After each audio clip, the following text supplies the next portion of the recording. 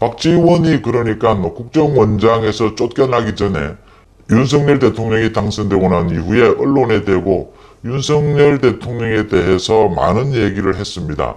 그러니까 뭐 문재인에게 충성해야 하듯이 윤석열 대통령, 윤석열 정부에게도 뭐 정말 아낌없이 충성하겠다라는 이야기도 하고, 또 윤석열 정부에 대해서 좋은 이야기를 하면서 국정원장을 자신이 좀 더 임기를 연장했으면 좋겠다.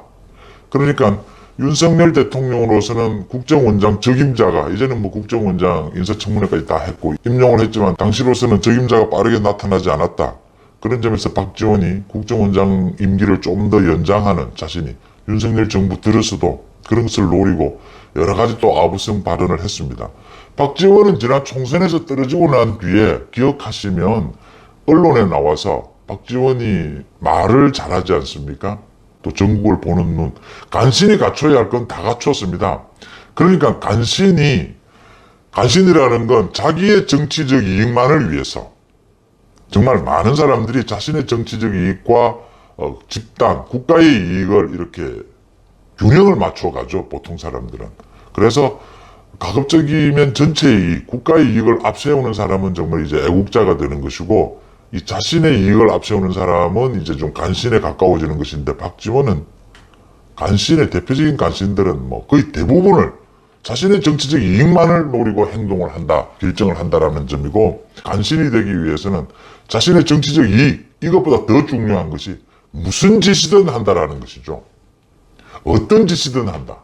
일반 사람들은 도저히 상상도 하지 못하는 일들을 한다. 그 일들을 하기 위해서 간신들은 정말 재치도 있고 정세 분석도 잘하고요. 또 말도 잘하고 표현력도 뛰어나고 부지런하고 이런 여러 가지들이 있는데, 그런 많은 요인들을 박지원이 갖추고 있다라고 하는 점입니다. 그래서 우리 한국 정치를 지난 30년 동안 박지원이 대표적인 간신으로서 한국 정치에 굉장히 어두운 그림자를 남기는, 가장 많은 사람들이 우리 한국 정치에서 다 딱 한 사람을 꼽으라면 박지원을 좀 보지 않았으면 좋겠다. 박지원이 없어지는 것으로 우리 한국의 정치가 성큼 이미지가 좋아질 것이다. 그런데 다시 박지원이 총선에 떨어지고 난 뒤에 문재인 대통령에게 가전아부를 합니다. 언론에 나와서.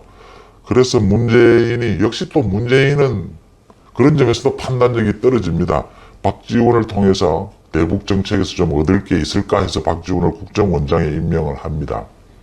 그런 박지원이 다시 자기 좀 목숨을 연장해 보려고 윤석열 대통령에게 아부를 하다가 윤석열 대통령이 단호하게 국정원장을 바꿉니다. 바꾼 이후에도 박지원이 오늘은 자신의 SNS에 대통령의 순발력이 보통이 아니시다라고 하면서 윤석열 대통령이 그 교육부와 복지부 장관을 여성으로 임명한 것을 두고 여성에 대한 이 균형감이 좀 떨어진 것을 곧바로 잡은 것, 이것은 환영하고 박수를 보낼 만하다. 그러면서 또 잊지 않습니다. 호남에 대해서 조금 배제를 했는데 호남도 좀 챙겨줄 것을 기대한다. 이런 말까지 합니다. 박지원의 노림수가 다 숨어 있습니다. 여기에 보면.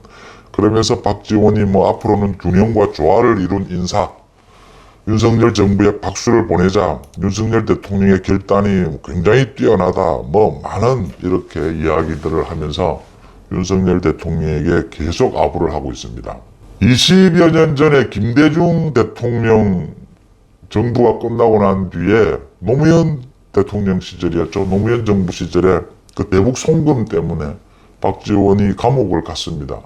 그때 감옥을 가고 검찰 조사를 받으러 다니면서 환자복을 입고 휠체어를 타고 뭐 아파서 금방 죽을 것처럼 그런 쇼를 벌이다가 그 이후에 지금 나이가 81살인데도 또 건강해요.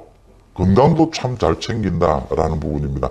그러니까 간신히 갖춰야 될 것을, 우리 역사책에서 읽는 간신히 갖춰야 될 것을 다 갖추고 있습니다. 좋은 점도 있고 나쁜 점도 있고, 뭐 간신히 능력이 있어야 간신도 하는 것 아닙니까? 박지원이 뭐 과거에 80년대에 김대중이 미국을 오면 어떻게 김대중을 모시고 어떻게 김대중에게 비위를 맞추고 김대중의 눈에 들었는가, 많이 알려진 이야기들이지 않습니까? 뭐 사실은 확인하기 힘든 부분이어서 뭐 참 소개하긴 그렇지만, 김대중을 위해서 뭐 무슨 짓이든 했다는 것 아닙니까? 박지원이 소위 LA에 있으면서 여러 가지 사업도 하고 교포단체에 관여하고 있으면서 그런 걸 거쳐서 김대중에게 발탁이 되고 이제 뭐 특유의 그런 부지런함, 언변 이런 것을 통해서 박지원은 언제나 자기가 자리를 잃으면 선거에서 떨어지면 이 언론에 자주 등장을 합니다. 자신의 언변을 적극 활용을 합니다. 언론도 시청률이 높으니까 박지원을 또 활용을 하고 이렇게 서로 그래서 박지원이 언론을 이용해서 문재인 대통령에게 크게 아부를 하다가 국정원장 자리를 꿰찹니다. 윤석열 대통령에게 지금 굉장히 아부를 하고 있습니다. 박지원이 노리는 것은 하나입니다. 윤석열 정부가 대북 관계에 있어서 이렇게 문재인 정부처럼 저자세의 외교를 윤석열 정부는 하지는 않을 것이다. 그렇지만 저자세의 외교가 아닌 정상적인 대북 관계를 가져간다면 그래도 그 중간중간에는 북한의 김정은과 대화를 해야 될 그런 필요성은 생길 것이다. 그럴 경우에 문재인 대통령, 전 대통령이 이번에 바이든이 방문을 했을 때 바이든과 문재인 대통령의 만남 속에서 대북 특사 이야기가 나왔는데 문재인 대통령보다는 박지원의 계산이죠. 박지원은 자기가 훨씬 김정은과는 북한 정부와는 잘 통한다라고 하는 것이죠.